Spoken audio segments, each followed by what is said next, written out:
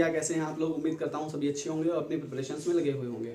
आज हम लोगों का ये सेकंड लेक्चर है। किसके बारे में? इलेक्ट्रोस्टैट्स के बारे में। चार्जेस के बारे में बेसिक अंडरस्टैंडिंग हम डेवलप कर चुके हैं। चार्जेस के बारे में थोड़ा बहुत हम लोगों ने देखा था कि चार्ज कैसे डेवलप हुआ था, सबसे पहले किसने डिफाइन किया है और किस तरीके से डिफाइन किया गया। आज हम लोगों को उसी के बारे में थोड़ा सा और डिस्कस करना है। चार्ज के बारे में ही आज हम डिस्कस करेंगे और चार्ज के कुछ बेसिक प्रॉपर्टीज देखेंगे। ये इंट्रोडक्शन पार्ट ही है आपका, जो चार्ज के बारे में पहले बात की थी हम लोगों ने, यहाँ भी वही बात करनी है। उसके थोड़ा सा इंट्रोडक्शन या कह लीजिए चार्ज की प्रॉपर्टीज के बारे में सीधे से डिस्कस करना है हम लोगों को, क्योंकि पहला लेक्चर एक चार्ज कैसे डेवलप हुआ था, किसने किसने डिफाइन किया था, वो सब हम लोग देख चुके हैं। कैसे क्लासीफाई किया गया वो भी हम लोगों ने देख लिया है। तो आज हम बात करने वाले हैं चार्ज के बारे में और चार्ज की प्रॉपर्टीज का डिस्कशन करेंगे। तो चार्ज की अगर बात की जाए तो चार्ज के बारे में हम लोगों को पता है कि चार्ज जो है वो एक इंट्रिंसिक प्रॉपर्टी है। किसकी? चार्ज एक इंट्रिंसिक प्रॉपर्टी है एलिमेंट्री पार्टिकल्स की।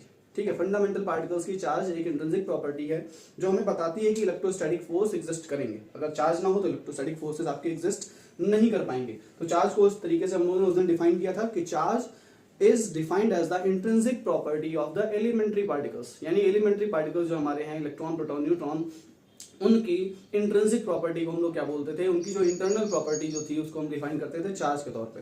तो चार्ज की अगर बेसिक प्रॉपर्टीज की बात की जाए, बेसिक प्रॉपर्टीज ऑफ चार्ज, कौन कौन सी बेसिक प्रॉपर्टीज होंगी? तो बहुत एक्सपेरिमेंटल स्टडीज के बाद बताया गया हम लोगों को कि चार्ज की कुछ प्रॉपर्टीज हैं। कौन कौन सी प्रॉपर्टीज हैं? जिसमें पहली प्रॉपर्टी को बोला गया है एडिटिविटी। क्या बोला गया है? एडिटिविटी। पहली प्रॉपर्टी एडिटिविटी को बोला गया है, या एडिटिव नेचर ऑफ चार्ज बोला जाता है जिसको। ठीक है, एडिटिविटी या एडिटिव नेचर ऑफ चार्ज। तो अगर हम मास की बात करें, फॉर एग्जाम्पल अगर हम मास को समझने की कोशिश करें तो सबने एक चीज ऑब्जर्व कर रखी होगी, जब आप शॉप पे जाते हो, ठीक है, और अगर आपको मान लो 5 kg ऑफ शुगर लेना है, ठीक, 5 किलो चीनी खरीदनी है आपको, 5 किलो शक्कर खरीदनी है, तो क्या करता है? अगर उसके पास वेट नहीं है 5 किलो का डायरेक्ट, तो क्या करेगा? 2 kg का वेट रखता है, फिर 2 kg का वेट रखता है, फिर 1 kg का वेट रखता है, और इस तरीके से इस वेट को मिला के वो एक चीनी की या शुगर की क्वांटिटी को कंपेयर करके आपको दे देता है। यही तो करता है ना। शॉपकीपर के पास जाने के बाद क्या करता है? अगर 5 किलोग्राम का वेट नहीं है उसके पास तो क्या करेगा? 2 kg रखेगा, फिर 2 kg रखेगा और 1 kg मिला के 5 kg बना देगा, और क्या करेगा? उससे चीनी की एक क्वांटिटी को कंपेयर करके आपको दे देगा। कहेगा ये लीजिए 5 किलो चीनी है। ठीक है, तो ये है क्या? ये हम मास को ऐड कर रहे हैं एक तरीके से, 2 kg plus 2 kg plus 1 kg, है ना। ये मास का एडिशन हो रहा है यहाँ पे। It is the addition of the mass का हम एडिशन कर रहे हैं। और मास के एडिशन में हम जनरली ऑब्जर्व कर सकते हैं, बहुत सिंपली कॉमन सी चीज यहाँ पे देख सकते हैं कि मास को ऐड करने के लिए क्या किसी स्पेशल लॉ का इस्तेमाल किया गया है? क्या किसी स्पेशल लॉ का हमने इस्तेमाल किया है? नहीं किया है। क्यों नहीं किया है? क्योंकि मास को ऐड करने के लिए हम लोगों को सिर्फ सिंपल मैथमेटिक्स आनी चाहिए। अगर आपको सिंपल मैथमेटिक्स आती है तो मास को ऐड किया जा सकता है। तो कह सकते हैं कि for the addition of mass simple algebra और mathematics of simple algebra is required. यानी सिंपल मैथमेटिक्स का इस्तेमाल करते हैं, सिंपल अलजेब्रा का इस्तेमाल करते हैं, और सिंपल अलजेब्रा के थ्रू हम मास का एडिशन कर लेते हैं। अब मास का एडिशन सिंपल अलजेब्रा के थ्रू क्यों किया गया? क्योंकि मास के पास कोई एक स्पेसिफिक डायरेक्शन तो है नहीं। तो डायरेक्शन नहीं है, सिर्फ इसके पास मैग्नीट्यूड है ना, सिर्फ इसके पास मैग्नीट्यूड है, और सिर्फ जहां मैग्नीट्यूड होता है तो उसको हम क्या बोलते हैं? स्केलर क्वांटिटीज के तौर पे डिफाइन किया जाता है उनको।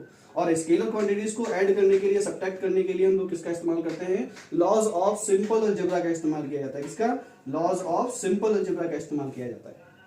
तो बहुत ज्यादा मैथमेटिक्स की जरूरत नहीं पड़ती हमको, डायरेक्शन से हमारा मतलब नहीं होता है। जब कभी भी मासेस को ऐड करेंगे तो सिंपल मैथमेटिक्स का इस्तेमाल करेंगे। उसी के तौर पे अगर हम चार्ज की बात करें तो चार्ज के बारे में पिछले वाले लेक्चर में मैंने बताया था, charge is a scalar quantity. क्या है? चार्ज एक स्केलर क्वांटिटी है। इसको डिफाइन करने के लिए किसी भी डायरेक्शन की आपको जरूरत नहीं है।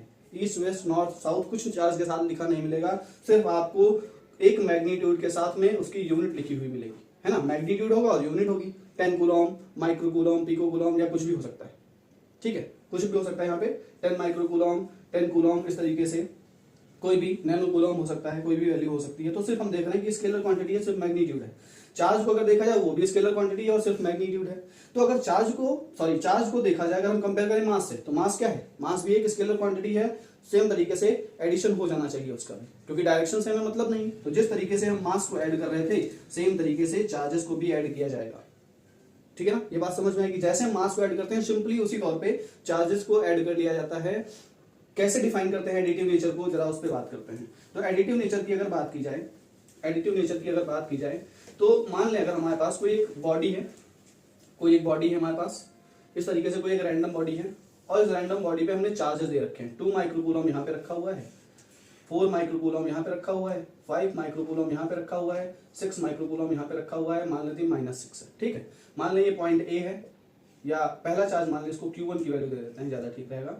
Q1 ये है, Q2 ये है, Q3 ये है और Q4 ये है। इस तरीके से चार्जेस को हमने एक बॉडी पे रख रखा है, डिस्क्रीट चार्जेस है हमारे पास। तो अगर इनको ऐड करना है, आपसे कोई पूछता है what is the value of Q net in this system, तो Q नेट की अगर बात की जाए, और अगर ये सिस्टम आइसोलेटेड है, कैसा सिस्टम है, आइसोलेटेड सिस्टम है, मतलब इसमें ना तो कोई चार्ज आ सकता है बाहर से, ना ही इसमें से बाहर निकाला जा सकता है। जब तक ये लॉ हम फॉलो कर रहे हैं, जब तक इस लॉ का डिस्कशन कर रहे हैं, तब तक ये सिस्टम आपका आइसोलेटेड रहना चाहिए, ठीक है। तो Q नेट अगर हमको वहां पे फाइंड आउट करना है, तो Q नेट को कैसे डिफाइन करेंगे, Q net Q1 plus Q2 plus Q3 plus Q4 जितने भी चार्जेस होंगे उनको हम डायरेक्टली क्या करेंगे, ऐड कर देंगे।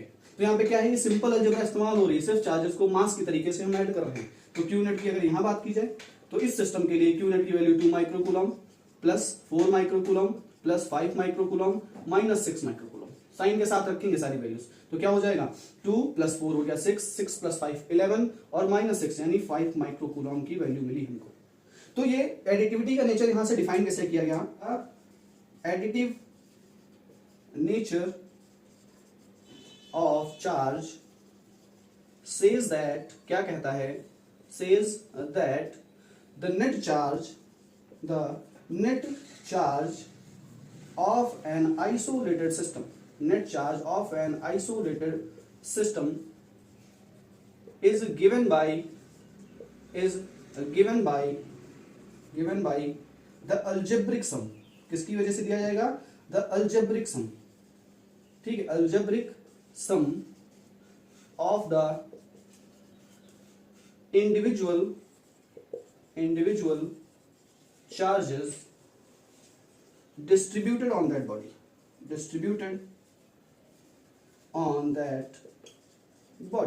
किसी भी बॉडी का अगर आपको नेट चार्ज फाइंड आउट करना है, तो हम क्या करते हैं, उस बॉडी पे जितने भी चार्जेस इंडिविजुअली अलग अलग डिस्क्रीट वैल्यूज के फॉर्म में दे रखे हैं, उनका क्या कर लेते हैं, अल्जेब्रिक सम कर लेते हैं। अल्जेब्रिक सम का मतलब हो गया सिंपल लॉज ऑफ अल्जेब्रा वहां एप्लीकेबल होंगे, तो सिंपल लॉज ऑफ अल्जेब्रा के थ्रू उनको हम ऐड कर देंगे, 2 प्लस 4 प्लस 5 माइनस साइन के साथ रखेंगे, ठीक है, क्योंकि प्लस माइनस मैटर करेगा चार्ज को डिफाइन करने के लिए, प्लस माइनस साइन आपका मैटर करेगा, कहाँ पे पॉजिटिव चार्ज है कहाँ पे नेगेटिव चार्ज है, दोनों चीजें इंपॉर्टेंट होती हैं। इसी के तौर पे समझा जाएगा, किसी भी एक बॉडी को आप कंपेयर करते हो, किसी भी बॉडी की बात की जाए तो बॉडी का पता है हमें क्या, कि इलेक्ट्रिकली न्यूट्रल रहता है। सामान्य कंडीशन में आपको क्या देखने को मिलेगा कि जो चार्ज है आपकी बॉडी का वो 0 रहेगा, यानी बॉडी आपकी इलेक्ट्रिकली न्यूट्रल रहेगी। Electrically neutral in the sense जितने नंबर ऑफ प्रोटॉन्स होंगे, यानी जितने नंबर ऑफ पॉजिटिव चार्ज होंगे उतने ही नंबर ऑफ नेगेटिव चार्ज होंगे बॉडी में, तो बॉडी इलेक्ट्रिकली न्यूट्रल रहेगी। तो एडिटिव प्रॉपर्टी आपकी मेनली ये कहती है, किसी भी अगर बॉडी का आपको नेट चार्ज फाइंड आउट करना है तो क्या करेंगे, सारे चार्जेस को उठा उठा के जोड़ देंगे आपस में, सिंपल, और कोई बहुत ज्यादा दिमाग लगाने की जरूरत नहीं है यहाँ पर। तो ये एडिटिव नेचर हो गया चार्जेस का। इसके बाद सेकंड प्रॉपर्टी चार्जेस की क्या कहती है, एडिटिव नेचर समझ में आ गया होगा, उम्मीद है सबको, है ना, उम्मीद है एडिटिव नेचर समझ में आ गया होगा। कुछ नहीं करना है, सारे चार्जेस का सम कर देना उठा के आपको, ठीक। फिर उसके बाद बात करते हैं एडिटिव नेचर के बाद क्वांटाइजेशन ऑफ चार्ज, बहुत इंपॉर्टेंट है। सेकंड प्रॉपर्टी क्या है चार्जेस की, बेसिक प्रॉपर्टी की बात करें तो quantization of charge, quantization of charge. तो क्वांटाइजेशन की अगर बात करें तो सबसे पहले क्वांटाइजेशन के बारे में बताया, किसने बताया, सबसे पहले बताया फैराडे ने। सबसे पहले फैराडे ने बताया क्वांटाइजेशन ऑफ चार्जेस के बारे में, ठीक है। और फैराडे के साथ साथ बाद में एक मिलिकन नाम के साइंटिस्ट आए, और मिलिकन ने बताया किसमें, 1912 में बताया, 1912 में बताया कि क्वांटाइजेशन की प्रॉपर्टी भी चार्ज कंटेन करता है। अब क्या प्रॉपर्टी कहती है वो जरा हम देखते हैं। अगर क्वांटाइजेशन पे जाने की कोशिश करें तो क्वांटाइजेशन नेचर ये कहता है कि फॉर एग्जांपल समझने की कोशिश करते हैं, कोई भी एक बिल्डिंग बनी हुई है, इस तरीके से, तो या तो उसका ग्राउंड फ्लोर होगा या फर्स्ट फ्लोर होगा, है ना, फर्स्ट फ्लोर होगा, सेकंड फ्लोर हो सकता है, थर्ड फ्लोर हो सकता है, इस तरीके से फ्लोर्स होंगे, है ना, इस तरीके से फ्लोर होंगे, ग्राउंड फ्लोर होगा, फर्स्ट फ्लोर होगा, सेकंड फ्लोर होगा, थर्ड फ्लोर होगा। लेकिन क्या ऐसा पॉसिबल है कि ग्राउंड फ्लोर और फर्स्ट फ्लोर के बीच में भी कोई फ्लोर आ जाए, पॉसिबल नहीं है ना, ऐसा पॉसिबल नहीं है ना, ये बात समझ में आ रही ना, कि ग्राउंड फ्लोर के बाद डायरेक्ट आपको फर्स्ट फ्लोर ही मिलेगा, फर्स्ट फ्लोर के बाद डायरेक्ट सेकंड फ्लोर ही मिलेगा, 1.5 फ्लोर बीच में नहीं मिलेगा। इसी तरीके से अगर हम और एक एग्जांपल की बात करें, अभी जरा एक तरीके से बेसिक में डेवलप करने की कोशिश कर रहा हूं, तो अभी परेशान नहीं होना, अभी जो बात बता रहे हैं उसको सुनते रहो, समझने की कोशिश करो। ग्राउंड फ्लोर के बाद आपको फर्स्ट फ्लोर ही मिलेगा, सेकंड फ्लोर मिलेगा, थर्ड फ्लोर मिलेगा, लेकिन 1.5 या कह सकते हैं 2.5 वाला फ्लोर आपको नहीं मिलना है, ऐसा फ्लोर कोई एग्जिस्ट ही नहीं करेगा। इसी तरीके से अगर हम बात करें, आपके घर में कोई रिलेटिव्स आते हैं और आपको अपने घर पे इनवाइट करना चाहते हैं, तो क्या ऐसा पॉसिबल होगा कि आपकी मुंडी काट के लिए जाए, खोपड़ी काट के लिए जाए या पैर काट के लिए जाए? ऐसा पॉसिबल नहीं है ना, है ना? ये चीज पॉसिबल है क्या कि आपके पैर काट के लिए जाएं या हाथ काट के लिए जाएं या सर काट के लिए जाएं? ऐसा पॉसिबल नहीं है। अगर आपको उनको अपने घर पे इनवाइट करना है तो पूरा का पूरा आपको एज इट इज अपने घर ले जाना पड़ेगा ना उनको, है ना? पूरी की पूरी बॉडी आपकी ले जानी पड़ेगी। यानी आप जब कभी भी एक घर से दूसरे घर में ट्रांसफर होगे तो पूरी की पूरी बॉडी के फॉर्म में ट्रांसफर होगे, है ना? आधी बॉडी के फॉर्म में ट्रांसफर नहीं हो सकते। उसी तरीके से अगर क्वांटाइजेशन ऑफ चार्ज को डिफाइन किया जाए तो क्या कहते हैं क्वांटाइजेशन ऑफ चार्ज? अगर दो बॉडीज है हमारे पास इस तरीके से, एक बॉडी 1 है, एक बॉडी 2 है, और कुछ चार्ज यहाँ से वहां ट्रांसफर करना है हमको। क्या कहता है? कुछ चार्ज अगर हमको यहाँ से वहां ट्रांसफर करना है तो या तो हम यहाँ से एक इलेक्ट्रॉन लिए जाएंगे, है ना? एक इलेक्ट्रॉन या तो यहाँ से लिए जाएंगे तो इस पर एक पॉजिटिव चार्ज डेवलप हो जाएगा, ये equal amount of negative charge develop करेगा। या तो 2 इलेक्ट्रॉन ले जाएंगे यहाँ पे, है ना? या तो 3 इलेक्ट्रॉन ले जाएंगे या 4 इलेक्ट्रॉन ले जाएंगे। इस तरीके से चार्जेस का ट्रांसफर करेंगे। ऐसा तो पॉसिबल नहीं है कि आधा इलेक्ट्रॉन उठा के इधर से उधर लिए जाओ। क्या ऐसा पॉसिबल है? नहीं। 1.5 इलेक्ट्रॉन क्या उठा के ले जाना पॉसिबल है? नहीं, है ना? इस तरीके से आधा पौना, इस तरीके से चार्जेस को आप ट्रांसफर नहीं कर सकते। या तो 2 इलेक्ट्रॉन ले जाओगे, या तो 3 इलेक्ट्रॉन ले जाओगे, या तो 4 इलेक्ट्रॉन ले जाओगे, या फिर n नंबर ऑफ इलेक्ट्रॉन यहाँ से यहाँ ट्रांसफर करोगे, है ना? n नंबर ऑफ इलेक्ट्रॉन या तो यहाँ से वहां ट्रांसफर करोगे। तो क्वांटाइजेशन ऑफ चार्ज इसी कॉन्सेप्ट पे बेस्ड है कि जब कभी भी एक बॉडी से दूसरी बॉडी में चार्ज ट्रांसफर होगा तो वो हमेशा integral multiple of charge on an electron के फॉर्म में ही ट्रांसफर होगा। क्या कहता है quantisation of charge? The charge can be transferred from one body to another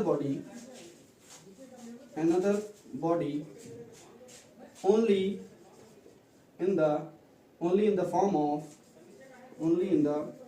of integral multiple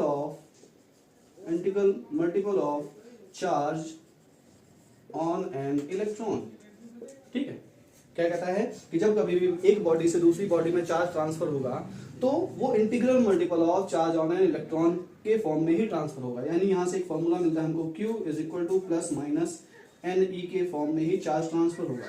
ठीक है? हमेशा integral multiple of charge on an electron के फॉर्म में ट्रांसफर होगा। तो यहाँ से n की वैल्यू जो हमको मिलेंगी वो 0, 1, 2, 3, 4 इस तरीके से मिलेंगी। अगर यहाँ प्लस माइनस ना लगाते तो यहाँ आपको लिमिट में प्लस माइनस लगाना पड़ता, क्योंकि चार्ज या तो प्लस एक बॉडी पे प्लस डेवलप होगा तो सेम अमाउंट ऑफ चार्ज दूसरी बॉडी पे नेगेटिव फॉर्म में डेवलप हो जाएगा। फॉर एग्जाम्पल, जैसे हम लोगों ने स्टार्टिंग में पढ़ा था पहले लेक्चर में कि अगर एक वुलन क्लॉथ को हम किसके साथ, अगर एक वुलन क्लॉथ को हम एम्बर के साथ रब करते हैं तो एम्बर में एक चार्ज डेवलप हो जाता है और वो लाइट पीसेस ऑफ ऑब्जेक्ट्स को अपनी तरफ अट्रैक्ट करता है। तो जितना चार्ज अंबर में मान ले अगर नेगेटिव डेवलप हुआ है तो उतना ही चार्ज वुलन क्लॉथ में पॉजिटिव डेवलप हुआ होगा। इसी तरीके से अगर ग्लास रॉड की बात की जाए, जिसको हमने सिल्क क्लॉथ के साथ रब किया था और देखा था कि चार्ज वहां भी डेवलप हो रहा था, तो ग्लास रॉड में जितना पॉजिटिव चार्ज डेवलप होगा सेम अमाउंट ऑफ चार्ज किसमें डेवलप हो जाएगा? किसमें डेवलप होगा? सिल्क क्लॉथ में। लेकिन वो चार्ज इसी फॉर्म का होगा, Q is equal to NE के फॉर्म का ही डेवलप होगा हमेशा। ठीक है? हमेशा इसी फॉर्म का चार्ज डेवलप होगा। तो यहाँ पे मेरा बताने का यही मतलब था कि हाफ ऑफ द चार्ज या 1/2 के फॉर्म का चार्ज डेवलप नहीं हो सकता। ठीक है? इस फॉर्म का चार्ज डेवलप नहीं हो सकता। लेकिन जब हम बात करते हैं मैक्रोस्कोपिक बॉडीज की, मैक्रोस्कोपिक बॉडीज मतलब लार्ज स्केल बॉडीज जिनके पास लार्ज मास हो, लार्ज नंबर ऑफ इलेक्ट्रॉन्स का ट्रांसफर हो। ठीक है? जब कभी भी मैक्रोस्कोपिक बॉडीज की बात की जाएगी, माइक्रोस्कोपिक चार्ज ट्रांसफर की बात की जाएगी, माइक्रोस्कोपिक चार्ज ट्रांसफर की बात की जाएगी, जब कभी भी आपका नंबर ऑफ इलेक्ट्रॉन्स, ठीक है, n की वैल्यू बहुत ज्यादा हाई रही होगी as compare to charge on an electron. ठीक है? जब कभी भी n नंबर ऑफ इलेक्ट्रॉन की value charge on an electron से, या n की value charge on an electron की कंपेरेटिवली बहुत ज्यादा हाई रही हो, तो उस केस में हमको क्वांटाइजेशन को इग्नोर करना पड़ता है। फॉर एग्जांपल, अगर हम देखते हैं मान लो 60 वॉट का आपके पास बल्ब है, अगर एक 60 वॉट का बल्ब है और इस पे अगर हम चार्ज का अगर स्विच ऑन करते हैं, ठीक है, तो ये स्टडीज कहती हैं कि 60 वॉट के बल्ब के लिए पर second 2 × 10⁻18 number of electrons transfer होते हैं। कितने? पर सेकंड 2 × 10⁻18 नंबर ऑफ इलेक्ट्रॉन्स हर एक सेकंड में ये 60 वॉट का बल्ब जो होगा वो अट्रैक्ट करेगा इतने नंबर ऑफ चार्जेस को। ठीक है? या इतने इलेक्ट्रॉन्स को ट्रांसफर होगा वहां पे एक सेकंड में। ठीक है? तो ये हर सेकंड में इतने नंबर ऑफ इलेक्ट्रॉन आ रहे हैं, है ना?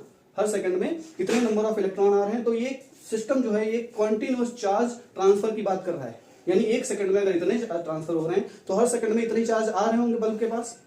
तो वहां पे क्वांटाइजेशन फेल होने लगा ना। क्वांटाइजेशन क्या कहता है, क्वांटाइजेशन कहता है कि चार्ज की हमेशा डिस्क्रीट वैल्यूज एग्जिस्ट करेंगी, चार्ज ट्रांसफर की हमेशा डिस्क्रीट वैल्यूज एग्जिस्ट करेंगी, है ना, चार्ज ट्रांसफर की हमेशा डिस्क्रीट वैल्यूज एग्जिस्ट करेंगी। लेकिन 60 वॉट के बल्ब के लिए अगर हम कंपेयर करें तो 2 × 10⁻18 नंबर ऑफ इलेक्ट्रॉन्स पर सेकंड आ रहे हैं।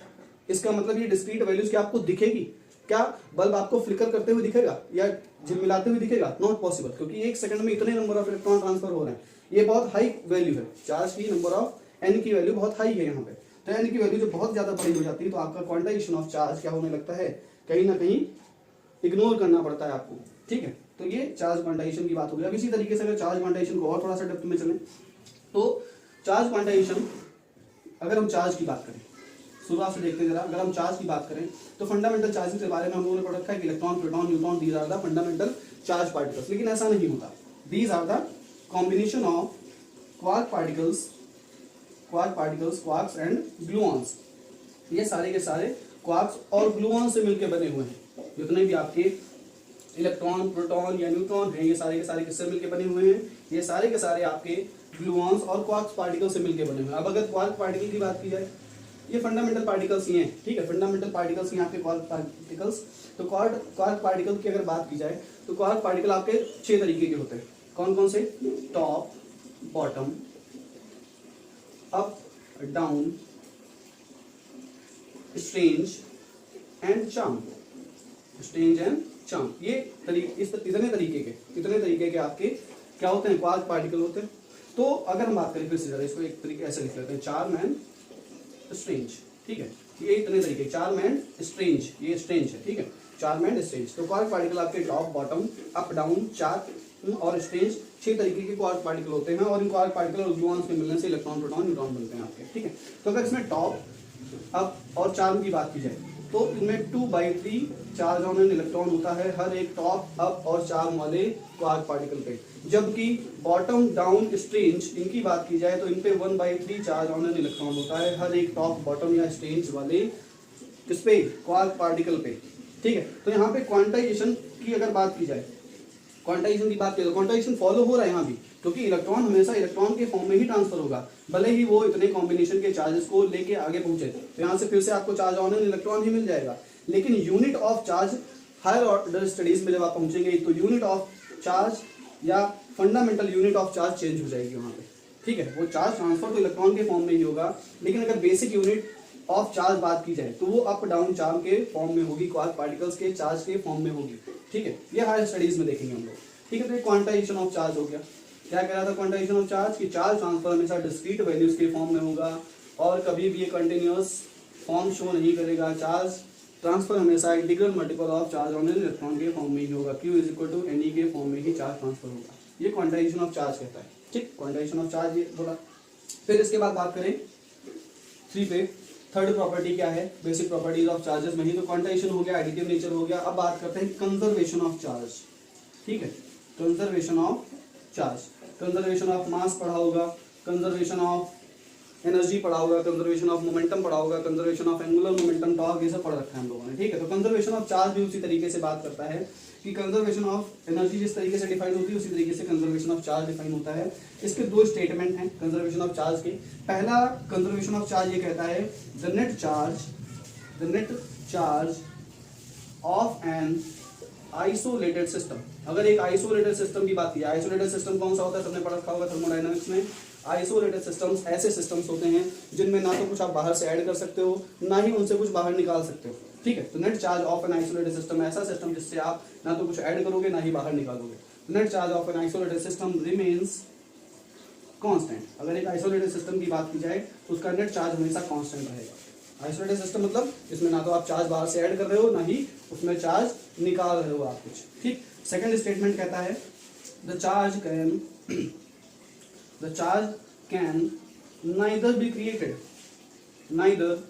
created nor be destroyed। ना तो आप इसको बना सकते हो ना ही खत्म कर सकते हो, है ना, अजर अमर है ना, अजर अमर है। The charge can neither be created nor be destroyed but it can be transferred it can be transferred from one body to another body, from one body to another body. ठीक है, क्या होगा, सिर्फ एक बॉडी से दूसरी body में transfer होगा, ना तो बनाओगे ना ही खत्म करोगे, है ना। गीता में भी कहा गया है नैनम चिंद्रंत शस्त्राणी नैनम दहति पावका न चैनम क्लेदयन् दापो न शोषयति मारुता। आत्मा अजर अमर है, तो वैसे ही चार्ज भी अजर अमर है। ठीक है, ना तो इसको सच काट सकता है, ना अग्नि जला सकती है, ना पानी भिगो सकता है। ठीक, इसी तरीके से चार्ज भी है, ये आत्मा की तरह ही है। ये चार्ज क्या एक तरीके से आत्मा है, किसकी, अपनी यूनिवर्स की, बॉडीज की। ठीक है, इसी पे सब कुछ डिपेंडेंट है और इसी की वजह से प्रॉपर्टीज बदल जाती हैं। तो ये तीनों प्रॉपर्टीज हो गई आपकी चार्ज की। ठीक है, तीनों प्रॉपर्टीज किसकी हो गई, चार्ज की। फिर इसके बाद अगर चार्ज कंजर्वेशन की बात की तो कौन कौन से फिनोमेना है जो चार्ज कंजर्वेशन को शो करते हैं। तो फिनोमेना की अगर बात की तो मैंने अभी बात बताया आपको कि जैसे क्वांटाइजेशन रूल फॉलो होता है ग्लास रॉड और सिल्क के क्लॉथ के फॉर्म में, तो उसी तरीके से अगर जब कभी भी आप एक ग्लास रॉड को सिल्क के क्लॉथ के साथ रब करोगे तो क्या ऑब्जर्व करोगे कि ग्लास रॉड पे जितना पॉजिटिव चार्ज डेवलप हो रहा है same amount of negative charge silk के क्लॉथ पे डेवलप हो जाएगा। तो नेट चार्ज कितना हुआ, जीरो हो गया बॉडीज का, है ना, नेट चार्ज जीरो हो गया। इसी तरीके से एक पेयर प्रोडक्शन का कॉन्सेप्ट आता है। पेयर प्रोडक्शन एक तरीके से डिफाइन किया जाता है। तो क्या होगा, जब कभी भी गामा रेज ब्रेक करेंगी तो इलेक्ट्रॉन और पॉजिट्रॉन में ही टूटेंगी। ठीक है, इलेक्ट्रॉन और पॉजिट्रॉन में ही टूटेंगी। तो नेट चार्ज यहाँ देखा जाए, नेट चार्ज कितना है, नेट चार्ज आपका यहाँ जीरो है ना, नेट चार्ज यहाँ पे कितना है, नेट चार्ज जीरो है। उसी तरीके से इलेक्ट्रॉन और पॉजिट्रॉन, इसको क्या बोलते हैं, इलेक्ट्रॉन, ये तो सबको पता है, बच्चे को पता है। पॉजिट्रॉन इसको बोलते हैं या पॉजिटिव इलेक्ट्रॉन बोलते हैं या प्रोटॉन भी बोल सकते हैं। तो इन दोनों का अगर कॉम्बिनेशन का नेट चार्ज देखा जाए तो ये भी आपका नेट चार्ज कितना हो गया, जीरो हो गया। नेट चार्ज कितना है, चार्ज नेट जीरो है, यहाँ भी before the reaction after the reaction. इसी तरीके से NaCl, अगर NaCl को आयनाइज किया जाए तो देखते हैं कि Na+ और Cl- बनता है। तो इस पे एक पॉजिटिव चार्ज, इस पे एक नेगेटिव चार्ज। अगर नेट चार्ज की यहाँ बात की जाए तो जीरो, नेट चार्ज की यहाँ बात की जाए तो जीरो। तो इस तरीके से हम देख रहे हैं कि जो भी आपके फिनोमेना है, सारे फिनोमेना आपके चार्ज को क्या करेंगे, बैलेंस करेंगे, है ना। चार्ज बैलेंस केमिकल रिएक्शन हम लोगों ने पढ़ी थी केमिस्ट्री में। उसी तरीके से चार्ज भी क्या करेगा, जितना रिएक्शन के पहले होगा उतना ही रिएक्शन के बाद होगा, यानी कंजर्वेशन ऑफ चार्ज को फॉलो करेगा। इसी तरीके से एक टर्म और आता है कि पूछा जाता है, how can you show that charge is an invariant quantity. Charge कैसे बताओगे कि इनवेरिएंट क्वांटिटी है, मतलब वेरी नहीं करता टाइम के साथ। तो इसको हम कंपेयर करते हैं मास से। अगर मास का फॉर्मूला देखा जाए तो m = m0 upon square root of 1 - v² formula है। इसके लिए है, ये मास के लिए है। बहुत सारे लोगों ने नहीं पढ़ा होगा, लेकिन फिर भी आज देखते हैं, कोशिश करते हैं समझने की। थोड़ा सा आप कोशिश करो, थोड़ा सा मैं कोशिश करता हूँ, समझ में आ जाएगा बहुत इजीली। तो अगर m0 की बात की जाए तो m0 आपकी बॉडी का रेस्ट मास है। जब आप खाली बिस्तर पे पड़े हुए हो तो आपका जो मास है दैट इज रेस्ट मास, मतलब जब आप मूव नहीं कर रहे हो तो आपका जो मास होता है उसको रेस्ट मास बोला जाता है। इसी तरीके से ये कौन सा मास है, ये वो मास है जो आप मूव कर रहे हो और फिर आपका मास कुछ चेंज हो रहा है। तो यहाँ से एक फॉर्मूला ये जो बताने की हमें कोशिश कर रहा है, ये बताने की कोशिश कर रहा है कि मास जब कभी भी रेस्ट में रहेगा तो वैल्यू कुछ और होगी, जब मास मूव करने लगेगा तो मास चेंज होता है। इसका मतलब मास वेरी करता है, वेलोसिटी के साथ साथ मास वेरी करता है। तो मास इसको बोलते हैं रिलेटिव मास। इसको क्या बोलते हैं, रिलेटिव मास। यानी कि जब कभी भी, या कह सकते हैं किसी को बोलते हैं मास in motion, mass in motion भी बोला जाता है। तो जब कभी भी आप v वेलोसिटी के साथ मूव कर रहे हैं, जब कभी भी v वेलोसिटी के साथ मूव कर रहे हैं, और वेलोसिटी कैसी होनी चाहिए, velocity should be of the order of speed of light. ठीक है, तब ये फॉर्मूला एप्लीकेबल है। ठीक है, मटेरियल बॉडीज के लिए एप्लीकेबल नहीं है, मटेरियल बॉडीज के लिए फॉर्मूला एप्लीकेबल नहीं है, क्योंकि इतनी वेलोसिटी अभी, इतनी ऑर्डर की वेलोसिटी अभी अचीवेबल ही नहीं है, अभी तक अचीव नहीं कर पाए। अभी तक कितनी अचीव कर पाए हम, इसके वेलोसिटी की रेंज तक अचीव कर रहे हैं, यानी 11.2 किलोमीटर पर सेकंड की स्पीड से ही हम देख सकते हैं किसी भी चीज को, जिसको हम एस्केप वेलोसिटी बोलते हैं। और इसकी वैल्यू क्या होती है, स्पीड ऑफ लाइट 3 × 10⁸ मीटर पर सेकंड है। तो इतनी वेलोसिटी का मतलब क्या हुआ कि सिर्फ इतने टाइम में आप कितना आगे निकल गए, 3 लाख किलोमीटर आगे। ठीक है, 3 लाख किलोमीटर आगे के आसपास कितनी देर में निकल गए, सिर्फ इतने टाइम में। 1 सेकंड, यही तो हुआ, 1 सेकंड में इतनी दूर निकल गए आप। तो इतनी स्पीड अभी अचीवेबल ही नहीं है, अभी तो सिर्फ इतनी अचीवेबल है। ठीक है, तो जिस दिन इतनी स्पीड अचीवेबल हो जाएगी, इतनी स्पीड हम अचीव कर पाएंगे किसी तरीके से, या इतनी स्पीड से किसी भी बॉडी को फेंक पाएंगे, तो हो सकता है कि ये एक्सपेरिमेंटली भी फॉर्मूला प्रूफ किया जाए। हालांकि फंडामेंटल पार्टिकल्स के लिए ऐसा प्रूफ होता हुआ देखा गया है, लेकिन अभी कोई भी मटेरियल बॉडीज के लिए ऐसा फॉर्मूला प्रूफ नहीं किया गया है। तो बता रहे थे, बात हो रही थी कि ये m जो है आपका, ये रिलेटिव मास है, यानी मास इन मोशन बोला गया है। m0 को हम रेस्ट मास बोलते हैं। 1 - v, v क्या है, v है वो स्पीड जिस स्पीड से ये मास आपका मूव कर रहा है और ये m वैल्यू दे रहा है, यानी इस मास की ये वेलोसिटी है of the order of c। तो यहाँ पे हम देखेंगे कि जैसे जैसे स्पीड बढ़ती है, ठीक है, किसी भी बॉडी की जैसे जैसे स्पीड बढ़ेगी तो स्पीड बढ़ने के साथ साथ मास भी इंक्रीज होता है आपका। ये बात सबको समझ में आ गई होगी। यहाँ से कैसे, अगर स्पीड यहाँ की जगह c पुट करना है तो ये 1 minus C square by C square हो जाएगा। C square by C square 1 value दे देगा तो 1 माइनस 1 यानी 0 हो गया। तो m is equal to M naught by 0 आ गया, यानी m is equal to M naught by 0 आ गया। कब? जब आप स्पीड ऑफ लाइट से ट्रेवल कर रहे हो। whenever you are moving with the speed of light only then v will become of the order of c, यानी लगभग लगभग इक्वल हो जाएंगे v और c। तो उसके वाले केस में ये नीचे वाला टर्म किस में कन्वर्ट हो जाएगा 1 माइनस 1 में, है ना। तो ये वैल्यू नीचे वाली 0 हो जाएगी। तो इस केस में मास की वैल्यू इनफाइनाइट आएगी, यानी जैसे जैसे स्पीड बढ़ाई हमने मास भी बढ़ गया। लेकिन चार्ज के केस में ऐसा कोई भी कॉन्सेप्ट नहीं देखा गया। Charge is an invariant quantity, इस पे वेलोसिटी का कोई भी फर्क नहीं पड़ता है। किसी भी चार्ज को किसी भी वेलोसिटी के साथ मूव करा दिया जाए, मास वेरी करेगा लेकिन चार्ज हमेशा फिक्स रहेगा, चार्ज चेंज नहीं होगा। तो ये स्टेटमेंट का प्रूफ अगर आपको बताना है तो इस तरीके से आप एक्सप्लेन कर सकते हो कि charge is an invariant quantity जो कभी भी वेरी नहीं करेगा। उम्मीद है समझ में आ गया होगा, ठीक है। उम्मीद है आपको अच्छे बच्चों समझ में है ना, सब समझ में आ जाएगा। इसके बाद बात करते हैं अगर चार्ज और मास को कंपेयर किया जाए क्या करें, अगर हम चार्ज और मास बेसिक प्रॉपर्टीज को कंपेयर करते हैं, ठीक है, तो क्या देखते हैं, कुछ ऑब्जर्वेशंस हैं चार्ज और मास में डिफरेंस देखने के लिए किए गए हैं। अगर हम बात करें तो चार्ज क्या है, चार्ज के क्वांटाइजेशन रूल की बात होती है, यानी चार्ज से रिलेटेड क्वांटाइजेशन रूल हमारे पास है। अभी हम लोगों ने पढ़ा कि चार्ज क्वांटाइज रहता है हमेशा, जबकि मास के पास क्वांटाइजेशन रूल अभी तक स्टेबलाइज्ड ही नहीं हुआ है। मास के पास कोई भी क्वांटाइजेशन रूल नहीं है। अगर दूसरे तौर पे बात करें तो हम चार्ज की बारे में कह सकते हैं कि ये पॉजिटिव भी हो सकता है, नेगेटिव भी हो सकता है और जीरो भी हो सकता है, जबकि mass is always a positive value. Mass क्या है, हमेशा एक पॉजिटिव वैल्यू कंटेन करता है, ठीक है। तो क्या बताया गया कि चार्ज क्वांटाइज रहेगा, पॉजिटिव, नेगेटिव या जीरो हो सकता है, जबकि आपका जो मास है वो हमेशा पॉजिटिव रहेगा और क्वांटाइजेशन रूल इसके लिए स्टेबलाइज नहीं हुआ है। अब अगर पॉजिटिव मास की बात की जाए तो हमारे पास एक हाइपोथेसिस और भी है। एक हाइपोथेसिस है जो ये कहती है कि आपका नेगेटिव मास भी एग्जिस्ट करता है, जबकि इसके अभी तक एक हाइपोथेसिस है सिर्फ, ठीक है, ये कपोल कल्पना ही है अभी तक, सिर्फ ऐसा कुछ भी प्रूफ नहीं हुआ। कुछ थ्योरीज को प्रूफ करने के लिए नेगेटिव मास के कॉन्सेप्ट को स्टेबलाइज करने की कोशिश की गई है, ठीक है। तो नेगेटिव मास जैसा कुछ एग्जिस्ट नहीं करता, एक हाइपोथेसिस है, एक कल्पना है बस कि कुछ थ्योरीज में जब हमको एक दो चीजें प्रूफ करनी पड़ी तो उसके लिए क्या किया गया, नेगेटिव मास के कॉन्सेप्ट को स्टेबलाइज किया गया, ठीक। जबकि ऐसा कोई फिजिकली ऑब्जर्व नहीं किया गया है कि नेगेटिव मास जैसा कोई भी कॉन्सेप्ट होता है अभी तक। हाइपोथेसिस है, बस एक कल्पना है ऐसी, ठीक। तीसरी बात की जाए तो चार्ज क्वांटाइज्ड है, पॉजिटिव नेगेटिव जीरो है। चार्ज स्पीड के साथ इनवेरिएंट रहता है, charge remains constant with speed. Speed के साथ क्या रहेगा, कांस्टेंट रहेगा, जबकि मास को वेरी करते हुए देखा है हमने, mass varies with speed, mass increases है ना, इंक्रीज होते हुए देखा था अभी हमने, तो मास वेरीज विद स्पीड, स्पीड के साथ मास वेरी कर जाएगा आपका। चौथी बात करें तो चार्ज अगर किसी भी बॉडी पे अगर चार्ज है ना, किसी भी बॉडी पे अगर चार्ज है तो उसके पास मास भी होगा, किसी भी बॉडी पे अगर चार्ज है तो उसके पास मास भी होगा। लेकिन क्या जरूरी है जिस बॉडी के पास मास हो उसके पास चार्ज होगा, ऐसा पॉसिबल नहीं है ना। चार्ज तो एग्जिस्ट करेगा हमेशा, जहां कहीं भी मास होगा आपका वहां चार्ज होना जरूरी नहीं है, जबकि जहां कहीं भी आपका चार्ज होगा वहां मास होना कंपलसरी है, क्योंकि मास पे ही चार्ज एग्जिस्ट करेगा। तो आज के लिए इतना ही रखते हैं, मिलते हैं नेक्स्ट वीडियो में, तब तक के लिए राधे राधे। उम्मीद है आपको समझ में आया होगा, एंजॉय किया होगा आपने लेक्चर। तो लाइक शेयर एंड सब्सक्राइब करना ना भूलें। Thank you everyone.